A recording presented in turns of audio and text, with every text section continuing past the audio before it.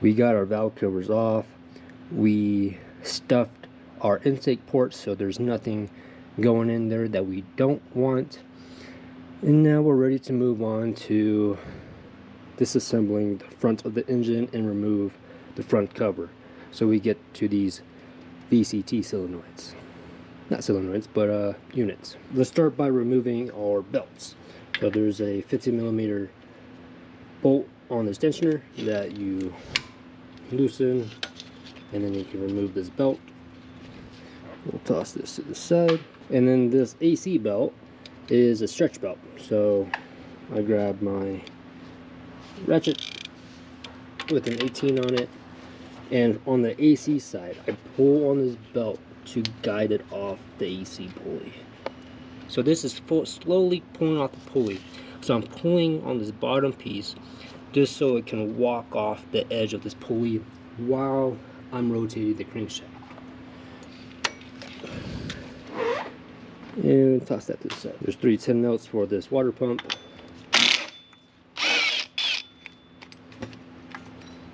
We got our water pump pulley off. Let's work on our tensioner.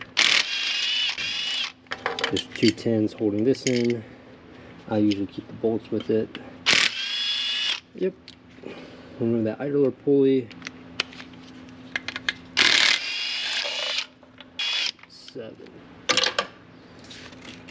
Yeah. This whole piece should just come right off. Make sure you grab that gasket, place it back there. Let's work on an alternator. There's just 15 mil bolts, 7mm stud right here. That we'll go ahead and loosen up. And let's disconnect our positive side battery before we disconnect our alternator positive.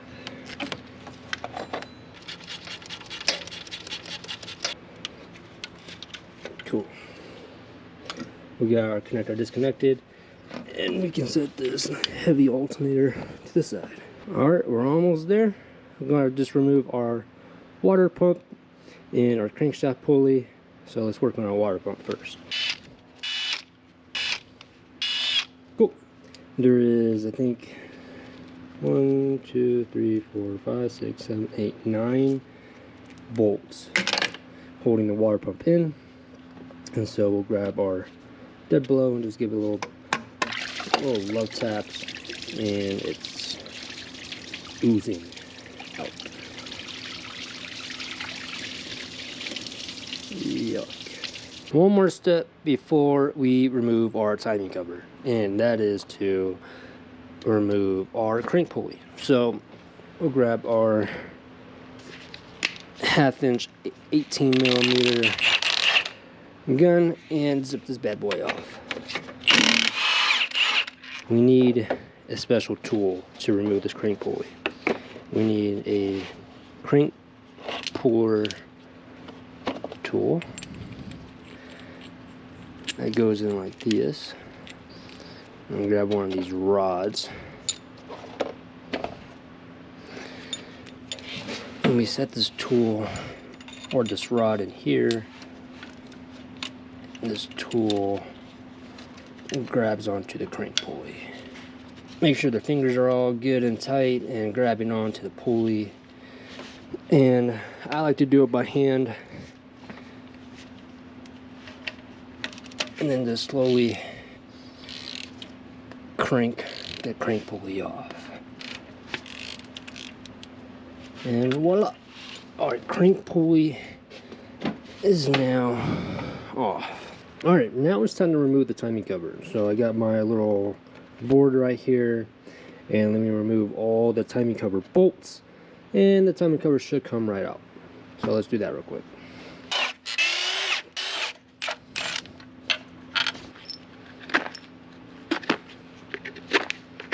So we got all of our timing bolts removed, or timing cover bolts removed, and now we can get our little pry tool and just pry this cover off. it's coming off.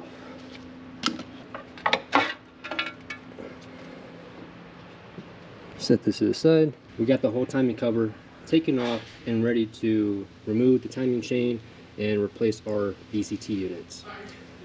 I went ahead and took out spark plug for cylinder number 1 so I can have my extension in there, and then I also installed my old crankshaft pulley bolt so I can turn the engine. So I'm gonna go ahead and time the engine, get all my cylinder number 1 to top dead center, and then we'll remove the timing chain.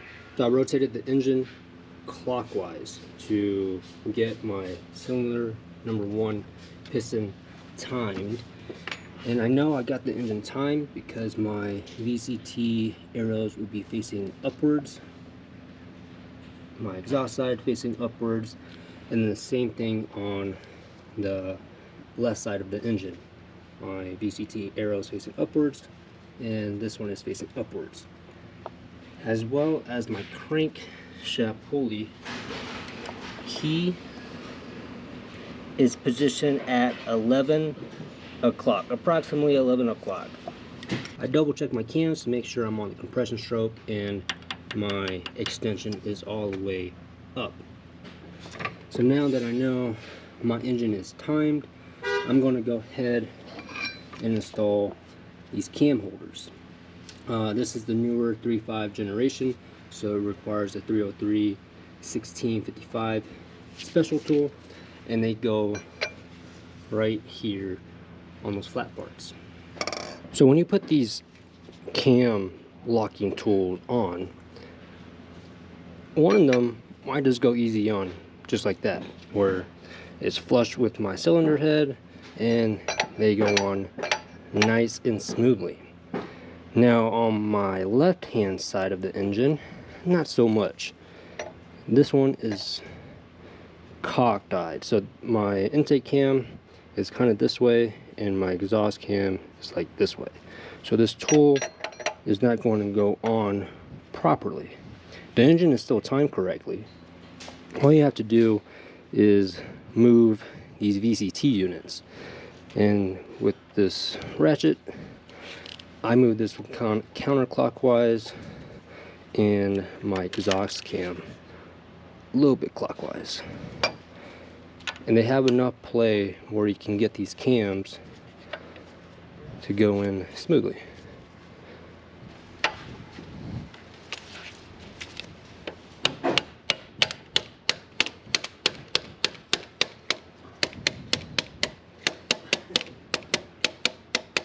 And with like just a tiny bit of persuasion, not a whole lot, I got my cams to be flush with my cylinder head and locking the cams by moving the VCTs back and forth to get this in there. Now we're ready to go ahead and remove all of our timing components and take off the chain.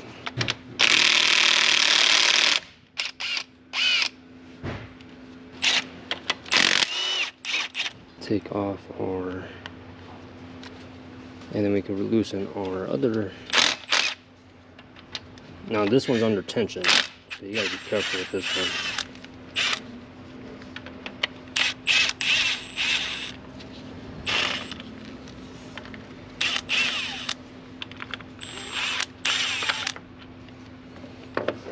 With those bolts carefully removed, we can take our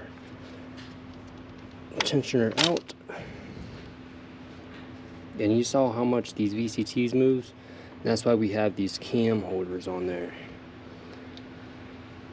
We're replacing this tensioner, so I'll set this to the side and save these bolts. And now we could take our guides off. That one's trash. Take our chains off, and then we could take our tensioner guide off. We got our right side chain removed. Now we can work on our left side chain.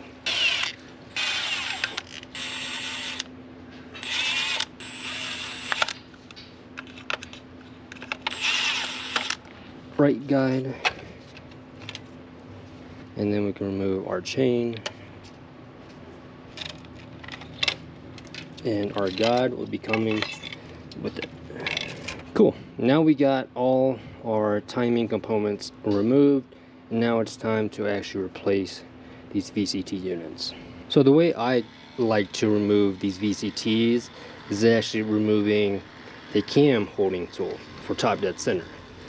Now you can use this as a stopper while you're trying to loosen these bolts, but these bolts are very stubborn and they're super tight in there, torque to yield I believe, and I really don't want to bend my tools. These are not really made out of good metal, so what I like to do is just hold each individual cam with my wrench and then break them loose with either an impact, but that also risks of actually rounding off these little teeth inside the bolt. So I try it by hand first, and then if I can't do it by hand, then I'll try with my gun. But let me go ahead and get my wrench on here, get it squared up just to hold the camshaft in place while I loosen up all of my VCT bolts and then remove them and then install the VCT bolts. So let's go ahead and do that real quick.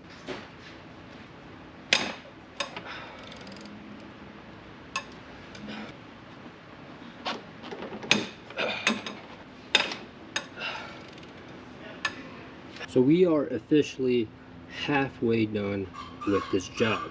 We got our VCT units removed, and now we're ready to throw in all of our new timing components. But before I do that, now that I got everything off and cleared and I got all this room, I'm gonna use this time to go ahead and clean up all these mating surfaces for the timing cover and clean up all this before I install the new timing components.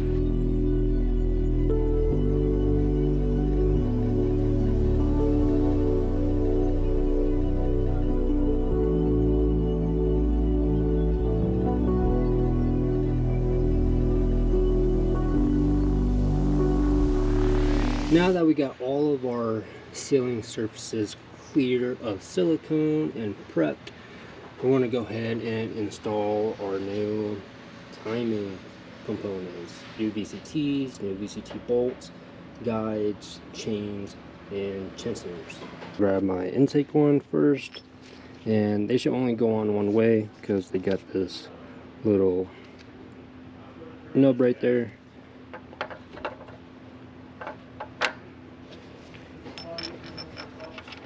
That one's hand sight and our exhaust. Both these are hand sight now, and I got my torque pattern. It goes 40 newton-meters, loosen at 360 degrees, back to 25 newton-meters, and then finishing off with 150 degrees. I got my torque wrench right here, and I personally like holding the cams individually while trying to torque it because it gets pretty tight trying to torque it with the tool. So let's go ahead and do that.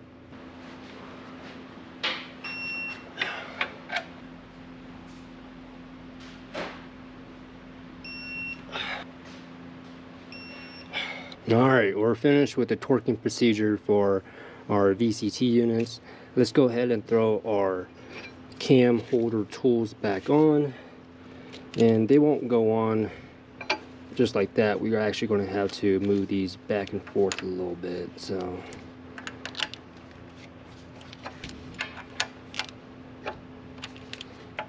and there we go. This one's on.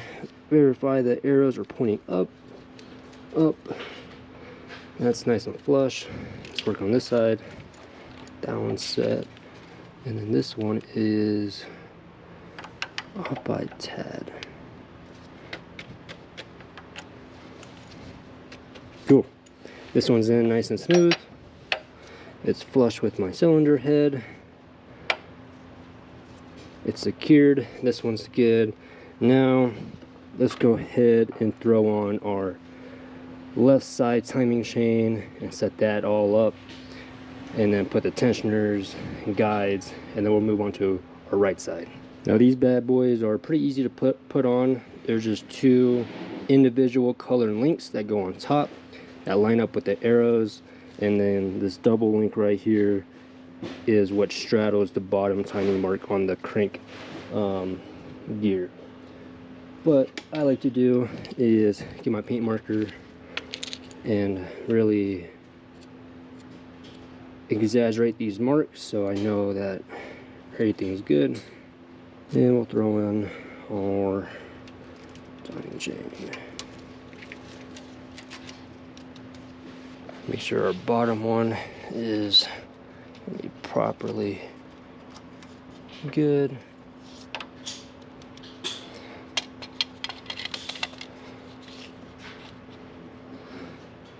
And then throw on this guide. Throw on our bolts.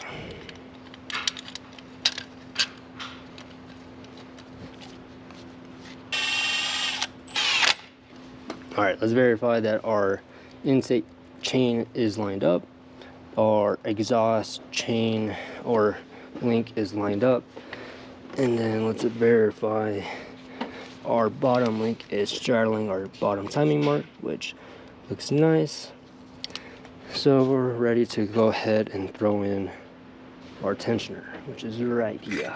This is our new tensioner for the left side of the engine. And you can tell that it has this little gasket, not gasket, but like a little plate for the oil. So we'll throw this behind the tensioner, behind the guide, and sign this up. Cool. Now that we got our tensioner set up, all of our guides, hand tie-in, and our timing marks good, let's go ahead and torque these two bolts real quick. Torque these two bolts, and then we can pull this tensioner and double check that our timing marks stayed in place. These are torqued to 10 Newton meters.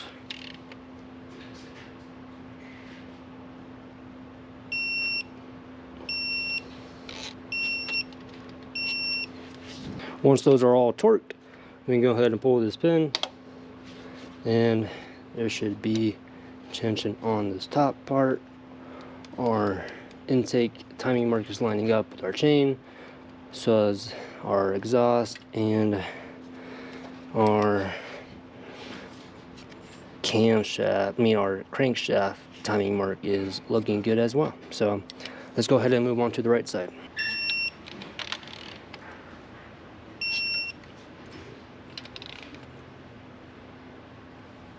Quadruple check our marks before we pull the chain, the pin.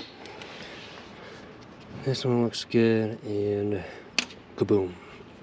And now we're able to remove our cam tools and rotate the engine to make sure there's no binding and it all rotates freely. These are off. Let's rotate this bad boy.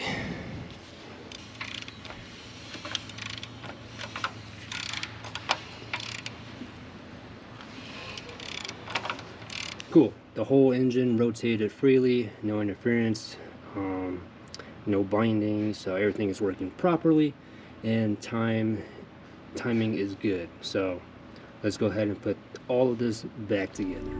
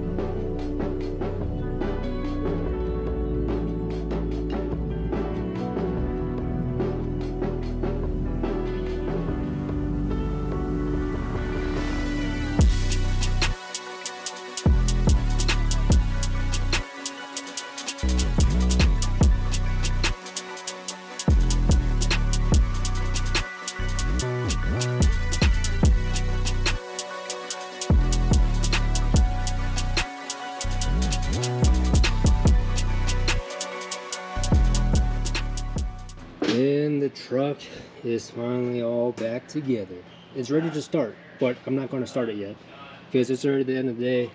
I'm going to go ahead and spend the rest of the day cleaning up, putting my tools away, and let the truck sit overnight, let the RTV cure overnight. I'm doing a pressure test to make sure it's holding pressure and there's no coolant leaks whatsoever. And then tomorrow I'll do the AC system and then start it up, see if it runs. Check my fluids, make sure there's no leaks, it runs good. But I'm gonna clean up the car, the truck, put my tools away, throw all the old parts away, and we'll see if it starts tomorrow morning. So see you then. All right, it is the next morning, and it looks like our cooling system held pressure. It went down just a little bit, but that's normal. If we actually had a leak, it would be at 0 pressure and there would be a big puddle underneath the truck. But I went ahead and connected our battery, filled it up with some oil, and also disconnected the fuel pump control module that's underneath the truck, so we can prime the engine a little bit, and then we'll see if it actually runs and starts and runs good. All right, turn it on, crank it for about 10 seconds or so to prime the engine.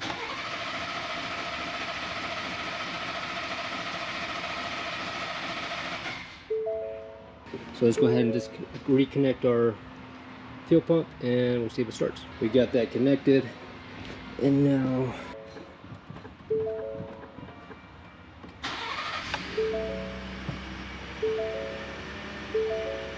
so she started up pretty good, no issues. I don't hear any weird sounds.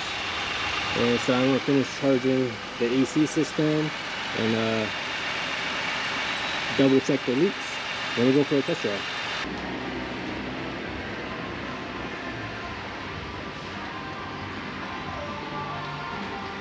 Alright, I just got back from my test drive and it all went good. It accelerates, it drives good, idle is perfect, no misfires, no check engine light.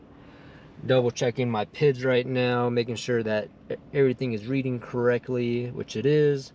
No VCT faults, no misfires.